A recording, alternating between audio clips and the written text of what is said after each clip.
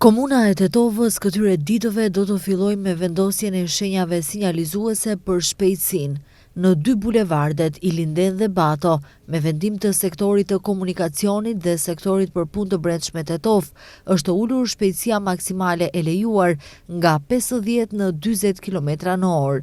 Ulja e shpejtësisë për 10 km më pak në 2 bulevarde, përveç që ndihmon Safe Cityn, ka të bëjë kryekuput edhe me aksidentet e shumta, e që sidomos kanë ndodhur në këtë rrugë, ku më së shpeshti e kanë pësuar fëmijët. Andaj në këto 2 bulevarde, shpejtësia nga 50 do të ulet në 40 km/h, e arsyetojnë këtë vendim nga Komuna e Tetovës. Zëvendës kryetari i Komunës së Tetovës, Albi Qamili, tha se gjatë 2 ditëve të ardhshme do të rregullohen edhe semaforët, të cilët prej 1 muaji janë jashtë funksioni. Komuna e Tetovës në bashkëpunim me sektorin për punë të brendshme të Tetovës ka marrë vendim që para datës 1 gjithësisht datën në të cilën do të fillohet zbatimi i sistemit Safe City të vendos shenjat e komunikacionit sinjalistikën vertikale me të cilët do të rregohet kufizimi i shpejtësisë për gjatë bulevardeve ku edhe janë vendosur kamerat të sistemit Safe City, gjithësisht bulevardin Ilinden do të vendosen shenja në të cilën do të rregohet kufizimi i shpejtësisë prej 40 km/h, 10 më pak nga aktualja, sepse ne e dimë se gjatë atij bulevardi ka një fluks të madh, qarkullim të madh të qytetarëve dhe të nxënësve.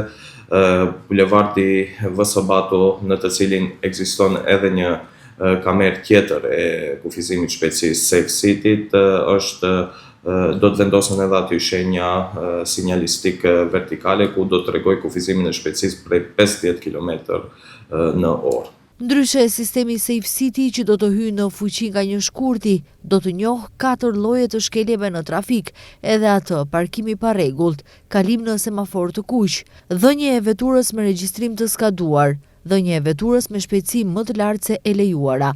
Për secilën prej shkeljeve, ligji parasheh gjoba të caktuara, edhe atë për parkim apo ndalim në vend të ndaluar. 30 euro për kundërvajtje standard, 45 euro nëse automjeti pengon qarkullimin, 50 euro nëse është parkuar në vend të rezervuar për persona me aftësi të veçanta.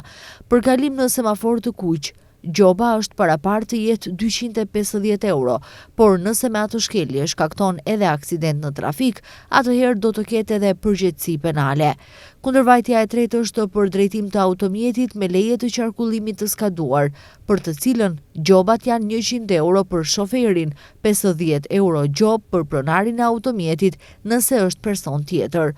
Kundërvajtja e tretë ka të bëjë me tejkalim shpejtësie dhe gjobat janë deri në 20 km/h mbi të lejuarën, dënimi është 20 euro. Nga 20 deri në 30 km/h është 45 euro.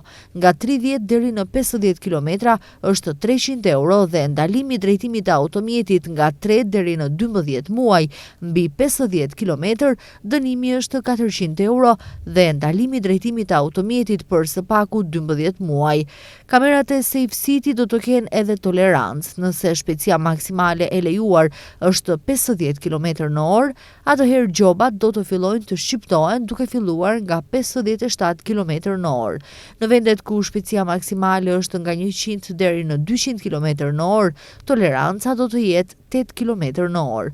Nëse në autostradë shpejtësia maksimale e lejuar është 120 km/h, gjobat do të fillojnë të shqiptohen vetëm nga 129 e më tepër.